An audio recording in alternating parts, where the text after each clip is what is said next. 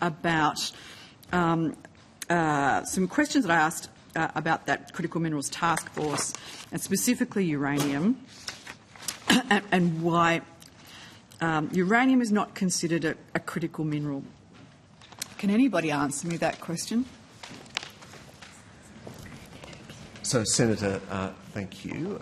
So the critical minerals list of 31 elements is produced by the government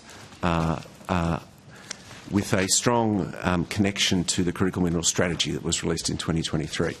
And in that strategy, it outlines obviously the importance of critical minerals to Australia in a lot of different aspects, but it also makes very clear what the criteria are for critical minerals to make it onto the critical minerals list, and they need to be essential to modern technologies, economies or national security. Tick. Specifically priority technologies set out, for which Australia has geological potential for resources, in demand from our strategic international partners. Well, we ticked on that one. And they are vulnerable to supply chain disruption. And we've ticked on that one. So is it really only the fact that Australia does not use uranium for energy, that we don't have a civil nuclear industry that would not make uranium a critical mineral? Because every other criteria it meets. So in addition to the critical minerals list, there is a strategic materials list. Now, yes, uranium is not on that either. Sorry, strategic materials or minerals? I said materials. Yes, you did. And I am correct, yes, strategic materials list, and that has aluminium, copper, phosphorus, tin and zinc. Yep. And so they meet the importance to global transition to net zero. Australia has geological potential for those resources and they're in demand from our strategic partners. But those 5 on the strategic materials list are not considered currently vulnerable enough to meet the full criteria.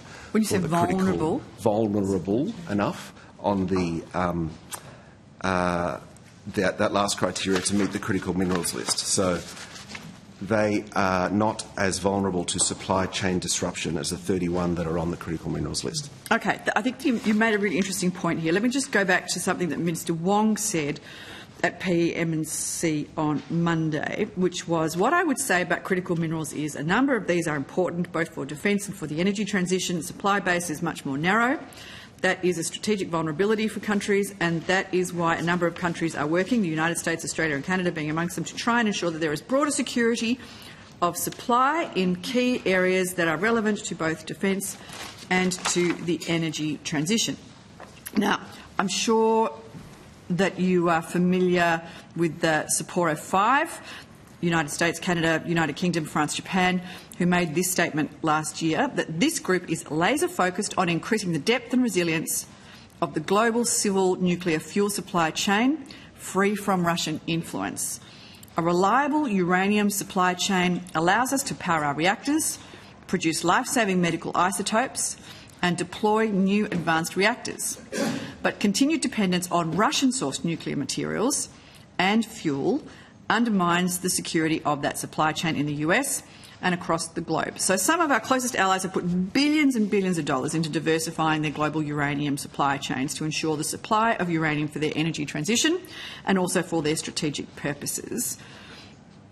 Surely that alone would be enough for us to then put uranium either on a critical minerals list or some other priority list, considering we have, I think it's 28% of the world's resources, and that, I mean, I think the second biggest supplier is Kazakhstan, and I think that that is kind of who the Sapporo 5 are referring to here. So in terms of current exports of uranium, so Australia in 24-25 exported 5,288 tonnes of uranium, 1.2 billion value, Australian dollars, and that is up on, price and volume growth are projected to lift, I should say, to around 1.5 billion in 26-27. And so I mentioned that to just get the facts on the table that there is already a export path for uranium. It's a highly regulated industry for obvious reasons, given the sensitivity of the element.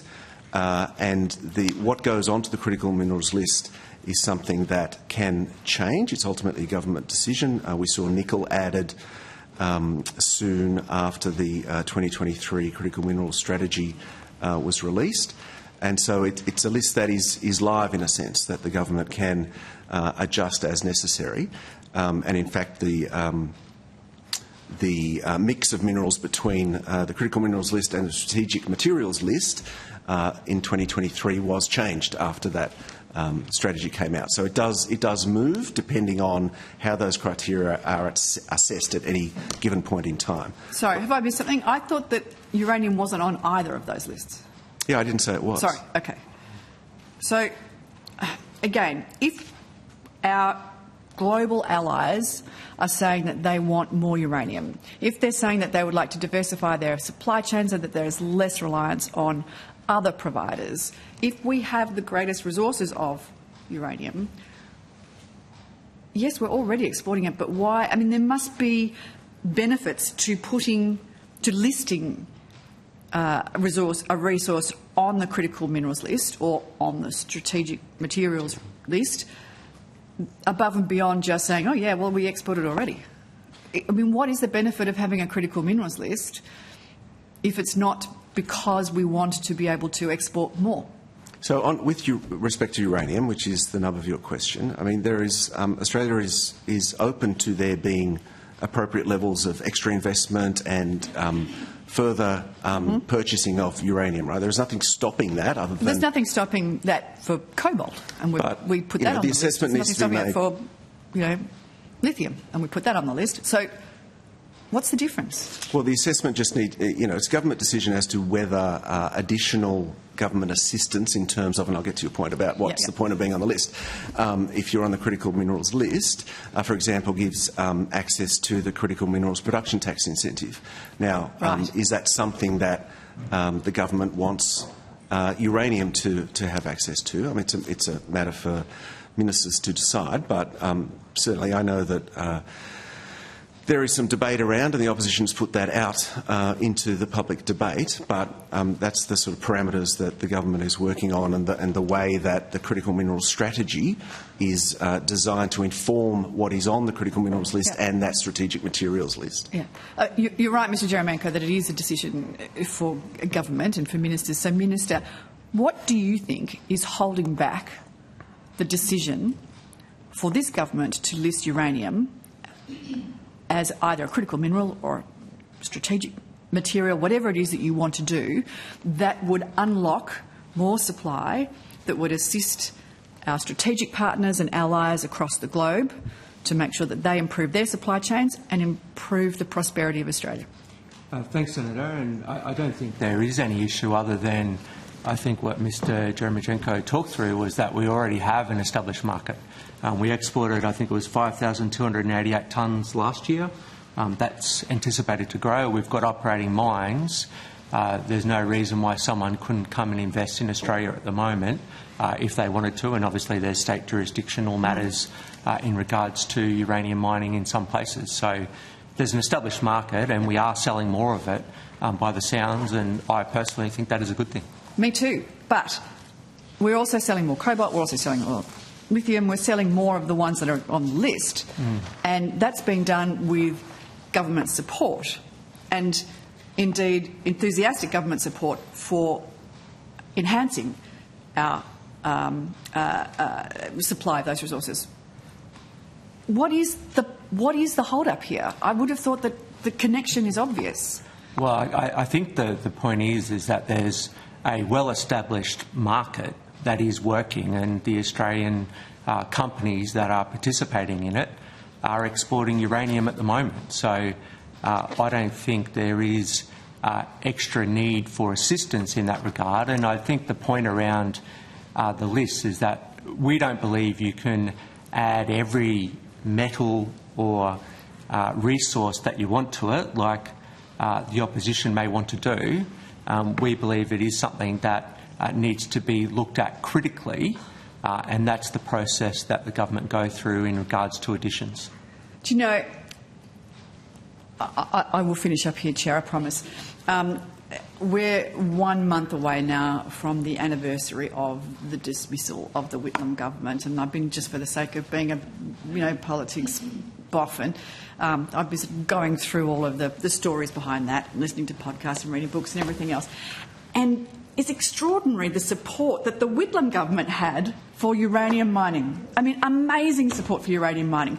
They were looking for a nuclear waste facility. They were actively trying to find a spot back then. And somehow we seem to have, the Labor Party has regressed so badly in this space. Surely there is an opportunity now to revisit something that is in huge demand around the world, that is a resource that is going to be required for civil nuclear facilities with our strategic allies, that we are going to have to establish some form of civil industry in Australia to maintain our AUKUS commitments, and that includes a nuclear waste facility. What is the hold-up here, Minister? Is it just purely ideological? Well, it certainly isn't from me, Senator Hume, and I think you probably need to study history a bit better about the history of uranium in the Labor Party. It was a very fraught issue at national conferences back in that period of time where there were some very close votes. But I think the point that has been made by the department is that there is a well-established industry. There are mines that are operating. They are exporting. They are employing Australians. I think that is a good thing. I'm sure that if companies wanted to come and invest in Australia, I'm sure Premier Pete Malinauskas would be welcoming them with open arms in South Australia in particular. He would. He is by far the most progressive of Labor premiers on this issue. I'd agree now that we're not in government in Queensland. So yeah. I'm going to have to rotate the call.